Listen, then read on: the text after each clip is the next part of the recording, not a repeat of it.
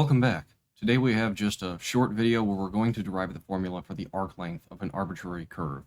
So say we have this blue curve, f of x, and I want to find the arc length, s, from the point where x is equal to a on the curve to the point where x is equal to b on the curve. So it's between these two red points right here. Let's start with what a really bad but easy approximation for this distance would look like. I could just draw a line between these 2 points, just a straight line, and I could call that the arc length. Here, the horizontal distance would be b minus a, and the vertical distance would be f of b minus f of a. But I think we can do a little better than that. To start, maybe a better approximation would be drawing 2 line segments instead of 1. So maybe I could draw 1 line segment from the point where x is equal to a to somewhere in the middle of the blue curve, and then from there I could draw a line segment to the point where x is equal to b. As you can see, this approximation already follows the curve better. And if I were to use 4 line segments, that you can see that this approximation starts to follow the curve a lot more. In general, how we calculate arc length, if you couldn't already tell, is we use an integral. I'm not going to go through the process of first deriving the Riemann sum and then converting that to an integral, because I think it's actually pretty straightforward. I'm going to take the limit as the number of line segments that I draw along this curve goes to infinity.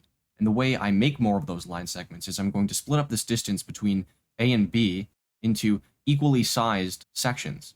And those equally sized sections are going to get translated up onto the curve to create the line segments that we have. So the line segments are not necessarily all going to have the same length, but all of them are going to have the same horizontal distance that then defines the small segment.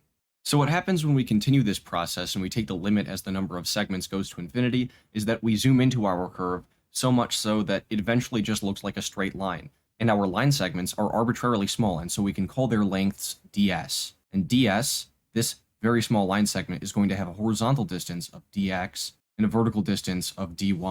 And these 3 lengths are, of course, related by the Pythagorean theorem, because as I take this limit, as I get more and more line segments, this figure right here eventually approaches a right triangle. And so I have that ds squared is equal to dx squared plus dy squared, or that ds is equal to the square root dx squared plus dy squared. So a small arc length is the square root of dx squared plus dy squared, but I want to find the entire arc length, s, from the point on the curve where x is equal to a to the point on the curve where x is equal to b. So what I'm really doing is I'm summing, or I'm taking the integral of all of the small ds lengths.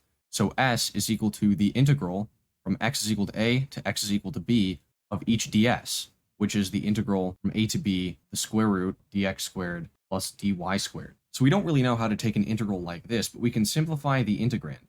I'm going to factor out a dx squared from both of these terms under the radical to get the square root of dx squared times the quantity 1 plus dy dx squared. And from here, I can factor out a dx squared from the radical, and the square root of dx squared is just dx, so I have a dx left on the outside. And now I can simplify the formula to get the final arc length formula. S, the arc length along the curve, is equal to the integral from x is equal to a to x is equal to b of the square root of 1 plus dy dx squared dx. And of course, we know how to find dy dx, that's just the derivative.